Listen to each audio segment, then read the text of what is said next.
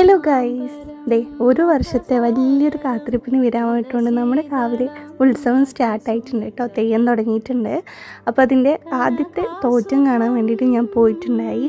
പിന്നെ ഇത്തവണത്തെ തെയ്യത്തിനെന്ന് വെച്ച് കഴിഞ്ഞാൽ എനിക്ക് 2 ദിവസം മാത്രമേ കാവിൽ കയറാൻ വേണ്ടി പറ്റത്തുള്ളൂ. പിന്നെ അങ്ങോട്ട് എനിക്ക് 8ാം മാസം സ്റ്റാർട്ട് ചെയ്യും കേട്ടോ. അതുകൊണ്ട് തന്നെ പോകാൻ കഴിയില്ല. അതുകൊണ്ട് എനിക്ക് ഭയങ്കര ആഗ്രഹമായിരുന്നു ആദ്യത്തെ ദിവസം തന്നെ ഒന്ന് പോകണം, തോറ്റമൊക്കെ കാണണം എന്നുള്ളത്. അങ്ങനെ നമ്മൾ തോറ്റമൊക്കെ കണ്ടുകൊണ്ട് നിൽക്കുമ്പോൾ വീരൻ്റെ പ്രകടനമാണ് കേട്ടോ ഇത്. വീരൻ തെയ്യത്തിൻ്റെ തോറ്റത്തിലെ ഏറ്റവും കാണാൻ രസമുള്ള ഭാഗം എന്ന് പറയുന്നത് തന്നെ ഈ അഭ്യാസ പ്രകടനമാണ്. അപ്പം അതൊക്കെ കണ്ടു. ഉള്ളിൻ്റെ ഉള്ളിലൊരു സങ്കടം ഉണ്ട് കേട്ടോ. കാരണം ഈ ഒരു 5 ദിവസം എന്ന് പറയുന്നത് എപ്പോഴും നമ്മൾ ഫാമിലി എല്ലാവരുമായിട്ട് ഒത്തുകൂടി എല്ലാവരും കാവിൽ തന്നെ കഴിയുന്ന ദിവസമാണ്. പക്ഷേ ഇത്തവണ അത് പറ്റില്ല. സാരല്ലേ, നമുക്ക് അടുത്ത വർഷം കുഞ്ഞിൻ്റെ കൂടെ പോകാമെന്നുള്ളൊരിതുണ്ട് കേട്ടോ.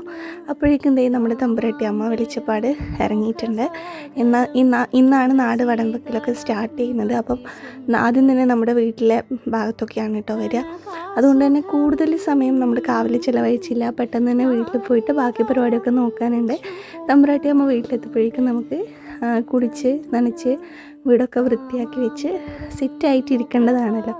അപ്പോൾ കുറച്ച് സമയം കഴിയുമ്പോഴത്തേക്കും തമ്പുരാട്ടിയമ്മ നമ്മുടെ വീട്ടിലെത്തിയിട്ടുണ്ട്. ഇതൊക്കെ നമ്മളൊരു നീണ്ടൊരു വർഷത്തെ കാത്തിരിപ്പാണ് കേട്ടോ. ശരിക്കും പറഞ്ഞു കഴിഞ്ഞാൽ അത് എല്ലാവർക്കും, കണ്ണൂരിലുള്ള എല്ലാവർക്കും അറിയുന്നൊരു കാര്യമായിരിക്കും അല്ലേ.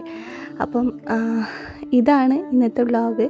കുറച്ച് സങ്കടം ഉണ്ടെങ്കിലും ഒരുപാട് സന്തോഷമുണ്ട്. കാരണം നമുക്ക് പുതിയൊരാളിവിടെ വരാൻ പോവുകയാണ്. അതുകൊണ്ട് ഇനി അടുത്ത വർഷം നമുക്ക് വാവനെയും കൂട്ടി പോകാമല്ലോ എന്നുള്ളൊരു പ്രതീക്ഷയിലാണ് കേട്ടോ. അപ്പോൾ ഇന്നത്തേക്ക് ഇത്രയുള്ള എല്ലാവർക്കും ഈ വ്ളോഗ് ഇഷ്ടമായി എന്ന് വിചാരിക്കുകയാണ്. അപ്പോൾ Tata by, love you all.